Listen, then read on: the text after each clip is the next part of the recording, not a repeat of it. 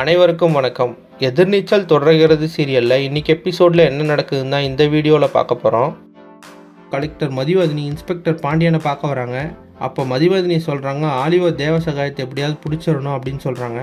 அவர் அவ்வளோ சீக்கிரம் பிடிக்க முடியாது, அவர் ஒரு வேலை மட்டும் பார்க்கல, அவருக்காக கொடைக்கானலில் 2-3 டீம் வேலை செய்கிறாங்க அப்படின்னு சொல்கிறாரு. ஆலிவர் தேவசகாயம் தனியாள் இல்லை, அவருக்கு பின்னாடி ஒரு பெரிய ஆள் இருக்கார், அவர் ரொம்ப டேஞ்சரானவர் அப்படின்னு சொல்கிறாங்க.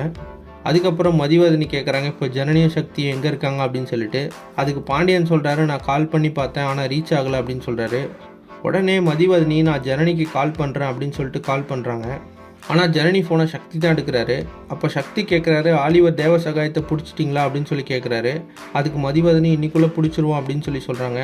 அதுக்கு சக்தி, கண்டிப்பாக பிடிச்சிருங்க, அவர் வெளியே இருக்கிறதுனால எங்களால் நிம்மதியாக இருக்க முடியல அப்படின்னு சொல்கிறாரு. அதுக்கு மதிவதனி சொல்கிறாங்க, கண்டிப்பாக பிடிச்சிருவோம், ஆனால் இந்த விஷயம் யாருக்கும் தெரியாமல் பார்த்துக்கோங்க அப்படின்னு சொல்கிறாங்க. அதே சமயத்தில் ஆலிவர் தேவசகாயத்துக்கு அவரோட பாஸ் கால் பண்ணுறாரு. அப்போ ஆலிவர் தேவசகாயம் சொல்கிறாரு, போலீஸை அடையாளம் கண்டுபிடிச்சி தேட ஆரம்பிச்சிட்டாங்க அப்படின்னு சொல்கிறாரு. அதுக்கு அவரோட பாஸ் சொல்கிறாரு, உங்ககிட்ட கன் இருக்குல்ல, அதை வச்சு நீ சுட்டுட்டு செத்துரு அப்படின்னு சொல்கிறாரு. அப்போ ஆலிவர் தேவசகாயத்துக்கு என்ன செய்யறதுனே புரியல.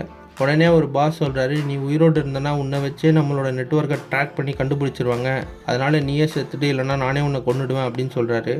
இன்னொரு பக்கம் பார்த்தீங்கன்னா, நந்தினியும் ரேணுகாவும் ஜனனிக்காக சாப்பாடு எடுத்துகிட்டு வீட்டிலேருந்து கிளம்புறாங்க. யாருக்கும் தெரியாமல் ரகசியமாக வெளியே போகணும்னு நந்தினி ரேணுகாவும் முடிவு பண்ணுறாங்க. ஆனால் அதே சமயத்தில் கதிரும் ஞானமும் கீழே வந்து திரும்பவும் எங்கே போகிறீங்க அப்படின்னு சொல்லி கேட்குறாங்க.